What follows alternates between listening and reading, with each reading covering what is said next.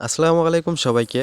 অনেকদিন হলো আমাদের মহিষটিকে পানিতে দেওয়া হয় না, কোনো পুকুরে বা নদী নালায় দেওয়া হয় না। তো আজকে বাড়ির পাশে যে পানি আছে একটু ক্ষেতের ভিতরে, তো সেই জায়গায় মহিষটিকে বেঁধে দিব। আপনারা অনেকেই জানেন মহিষ হলো পানির পাগল, মানে পানি পেলে তাদের আর কিছু লাগে না, সারাদিন পানিতেই শুয়ে থাকতে পারবে। কত সুন্দরভাবে দেখুন আমাদের মহিষটি পানিতে লাড়াচাড়ি করতেছে, মানে গড়াগড়ি করতেছে। এমন ভাবে গড়াগড়ি করলে জায়গাটা গর্ত হয়ে যাবে, তো ধান ক্ষেতের ক্ষতি হয়ে যাবে। তাই আমি মহিষটিকে টেনে এদিকে আনার চেষ্টা করতেছি। আর মহিষ পানি পেলে অনেক লাফালাফি করে। আপনারা অনেকেই জানেন মহিষ হলো অনেক অলস, মানে টানলেও তারা নড়াচড়া করতে চায় না। এতদিন আমাদের মহিষটি বাইরে বের করা হয়নি, কারণ ক্ষেতগুলা বন্ধ ছিল।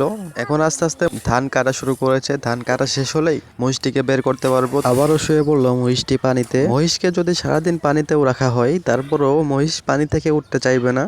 আমি দু একটা করে বাঁশপাতা নিয়ে মহিষকে খাওয়াচ্ছি। আমাদের এই মহিষটি বাচ্চা হবার 28 দিন পরেই আবার সারা এসেছিল, যা আমরা বাংলা ভাষায় বলি ডাক এসেছিল। তো ওই সময় ডাকটা দেখানো হয়নি। তো এখন আবার যদি কোনোদিন ডাক আসে, তো সেই ডাক দেখাবো ইনশাল্লাহ। দেখতে দেখতে এই মহিষটিও উঠে পড়লো, আর দেখুন কিরকম ভাবে লাফালাফি করতেছে। উঠে পড়ে ও বাঁশপাতা খুঁজতেছে। কিছুক্ষণ পর আবার শুয়ে পড়েছে মহিষটি। তো শুয়ে পড়ার পর দেখুন কিরকম ভাবে গড়াগড়ি করতেছে। এমন ভাবে গড়াগড়ি করলে জায়গাটা গর্ত হয়ে যাবে। আর আমি এক হাত দিয়ে দড়িটা টানতেছি, তারপরও টানার পরও ও গড়াগড়ি থামাচ্ছে না।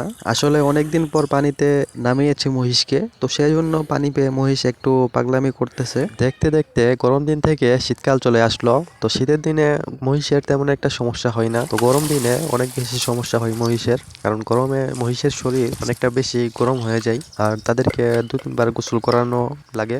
তো গরমের চেয়ে মহিষের জন্য শীতের দিনই ভালো। আমার এই মহিষকে নিয়ে সামনে আরো নতুন নতুন ভিডিও আসতেছে, তো সবাই সাপোর্ট করবেন আরো বেশি করে।